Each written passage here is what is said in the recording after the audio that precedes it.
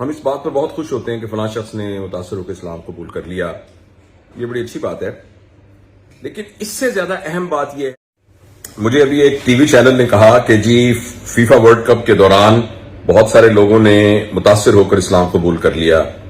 اور خاص طور پر پورا نام کیا ہے؟ مارگن فری مین، جو کہ ہالی ووڈ کے ایکٹر ہے، ان کی بہت مشہور فلم ہے شاوشنک ریڈمپشن، اور اس کے علاوہ وہ بہت بڑے اداکار ہیں کہ وہ آئے تھے اسٹیج پر تو انہوں نے بھی اسلام قبول کر لیا، اس کے علاوہ کچھ کھلاڑیوں کے بارے میں اسلام قبول کر لیا، تو اس میں اپنے ویوز دیں۔ تو خیر وہ کسی وجہ سے میں اس پروگرام میں تو شرکت نہیں کر سکا، لیکن میں یہ سمجھتا ہوں کہ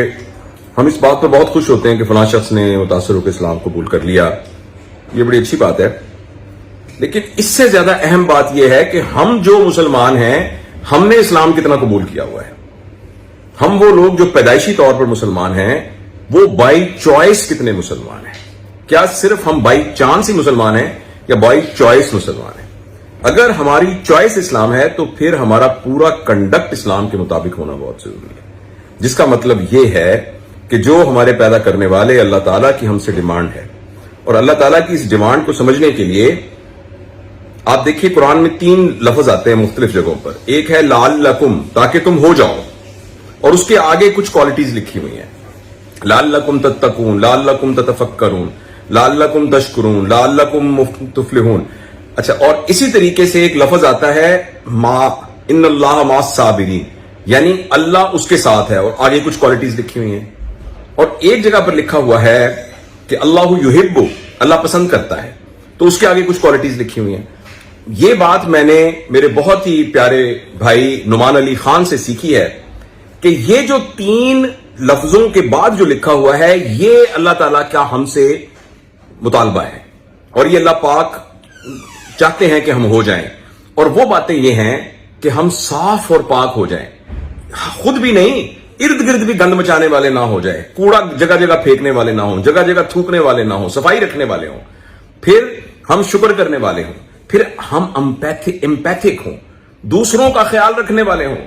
اور تیسرا ہم تتفکرون، فکر کرنے والے ہوں، اور پرہیزگاری اختیار کرنے والے ہوں، اور صاف ستھرے رہیں، اور صبر کرنے والے ہوں۔ تو یہ جو ورچوز ہے نا کریکٹر کی، یہ بنیادی طور پر اسلام کے کور فیکٹرز ہیں، اور یہ اسلام کے کور فیکٹر ہمارے اندر ہونا ضروری ہے۔ نماز، روزہ، حج، زکوٰۃ، شراب نہیں پینی، زنا نہیں کرنا، سود حرام ہے، یہ تمام چیزیں، اور یہ کلمہ، حج، زکوٰۃ، یہ ساری کی ساری اوبلیگیشنز اور نہ کرنے والی باتیں جو ہیں، یہ ساری کی ساری ان کور ویلیوز کو حاصل کرنے کے ذرائع ہیں۔ اس لیے یہ بہت ضروری ہے، اس بات پر بہت خوش ہونا چاہیے کہ بھئی لوگ جو ہیں اس کی طرف متوجہ ہو رہے ہیں، لیکن سب سے اہم چیز ہے کہ میں اس پر متوجہ ہو رہا ہوں کہ نہیں ہو رہا، میرا کردار اس طرح کا ہے کہ نہیں جو اللہ تعالیٰ نے قرآن میں ہم سے کہا ہے۔ تو یہ میں آپ کے ساتھ صرف شیئر کرنا چاہتا تھا، اور میں پھر شکریہ ادا کرتا ہوں میرے بہت ہی پیارے بھائی نعمان علی خان کا کہ یہ جو باتیں میں نے آپ سے کی ہیں یہ میں نے ان سے سیکھی ہیں۔ اللہ ان کو اجر دے، بہت بہت شکریہ۔